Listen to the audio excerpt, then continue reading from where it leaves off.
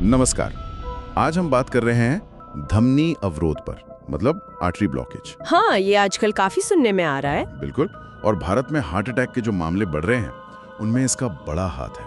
और चिंता की बात यह है कि अब ये यंग लोगों में भी दिख रहा है। सही कहा। हमारे पास जो जानकारी है वो एक गाइडेंस से है, धमनी अवरोध संपूर्ण मार्गदर्शन। हमारा मकसद है इसमें से काम की बातें निकालना। हाँ, जैसे कि ये होता क्यों है, इसके लक्षण क्या हैं, कैसे बचें, बिल्कुल आसान भाषा में। बिल्कुल, तो शुरू करते हैं। इस गाइडेंस में एक अच्छा उदाहरण दिया है, जैसे पानी का पाइप जाम हो जाता है ना कचरे से। हाँ, बिल्कुल वैसी ही बात है। हमारी खून की नलियों में, मतलब धमनियों में धीरे धीरे कोलेस्ट्रॉल और फैट, वो चिकनाई जमती जाती है, प्लाक कहते हैं उसे। अच्छा, पर ये जमता क्यों है, क्या वजह है? देखिए, कई चीजें हैं। एक तो बहुत ज्यादा तला भुना खाना, हाँ, वो तो है ही। फिर स्मोकिंग या तंबाकू, हाँ, ये नसों को अंदर से रफ बना देते हैं, तो चिकनाई आसानी से चिपकती है। अच्छा, और हाई ब्लड प्रेशर, शुगर, ये भी नसों को कमजोर करते हैं। और हाँ, स्ट्रेस और फिजिकल एक्टिविटी की कमी, वो भी। मतलब कई फैक्टर्स मिलकर काम करते हैं। पर जब ये सब हो रहा होता है तो पता कैसे चलता है? शरीर कुछ बताता है, सिग्नल देता है? हाँ, देता है, अक्सर देता है। सबसे आम है सीने में बीचों बीच दर्द या दबाव सा महसूस होना।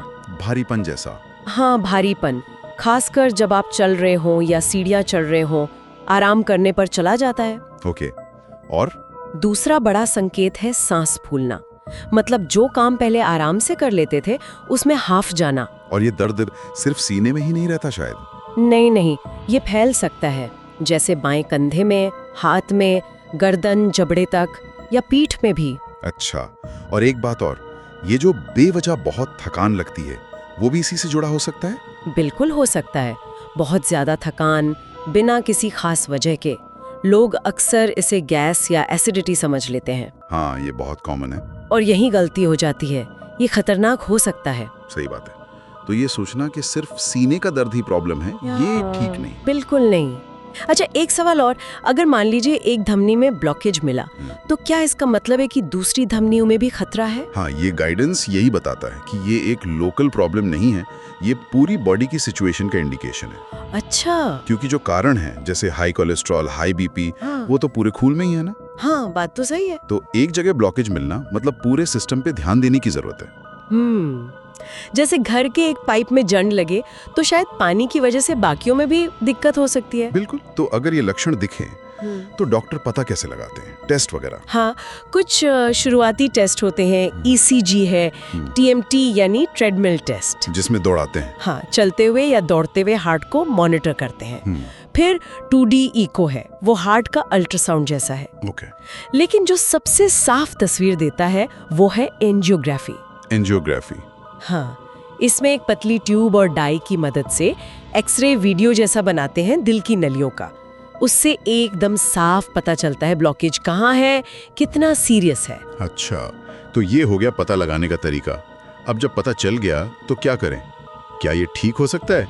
यहाँ लाइफस्टाइल का रोल बहुत आता है। बिल्कुल, लाइफस्टाइल सबसे जरूरी है। खाने पीने में क्या बदलें?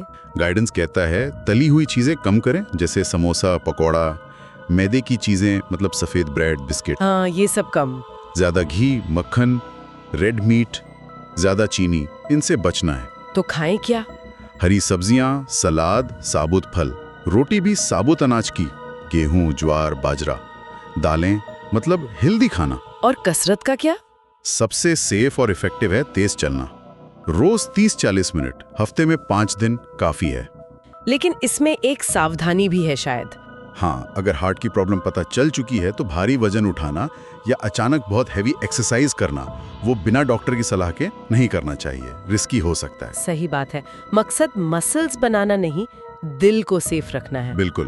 और खाने, कसरत के साथ स्मोकिंग छोड़ना, तंबाकू बंद करना और स्ट्रेस कम करना भी उतना ही जरूरी है। अच्छा, एक सवाल जो बहुत लोग पूछते हैं, ये जो घरेलू नुस्खे होते हैं, जैसे लौकी का जूस, लहसुन, अर्जुन की छाल, क्या ये ब्लॉकेज खोल सकते हैं? देखिए, गाइडेंस ये कहता है कि ये चीजें सेहत के लिए अच्छी हैं। शायद कोलेस्ट्रॉल, बीपी कंट्रोल में थोड़ी मदद भी करें। लेकिन जो ब्लॉकेज सालों में बन गया है, सख्त हो गया है, कैल्सिफाई हो गया है, उसे ये नुस्खे घोल नहीं सकते। मतलब जैसे सीमेंट भरे पाइप को सिर्फ पानी से साफ नहीं कर सकते। बिल्कुल वही बात। तो ये नुस्खे सपोर्ट कर सकते हैं, पर डॉक्टर की दवाओं की जगह नहीं ले सकते। दवा बंद करना खतरनाक हो सकता है। तो इसका मतलब ये बीमारी जड़ से खत्म नहीं होती। है ना, ये समझना बहुत जरूरी है। इसे डायबिटीज या बीपी की तरह एक क्रॉनिक कंडीशन माना जाता है, मतलब जो लंबे समय तक चलती है। तो फोकस इलाज पर नहीं, मैनेजमेंट पर है।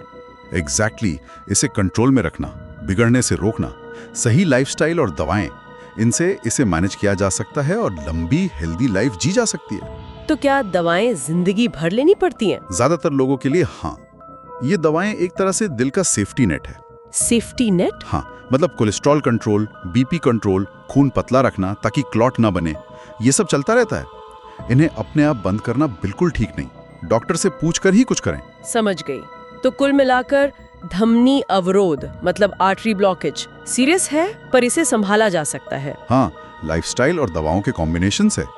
और ये याद रखना जरूरी है कि ये सिर्फ दिल की नहीं, पूरी बॉडी की हेल्थ का सिग्नल हो सकता है। बिल्कुल। और अंत में एक बात सोचने के लिए छोड़ जाते हैं, शरीर अक्सर हमें पहले ही छोटे छोटे इशारे देता है। हाँ, देता है। क्या होता है जब हम उन इशारों को अनदेखा कर देते हैं या समझ नहीं पाते?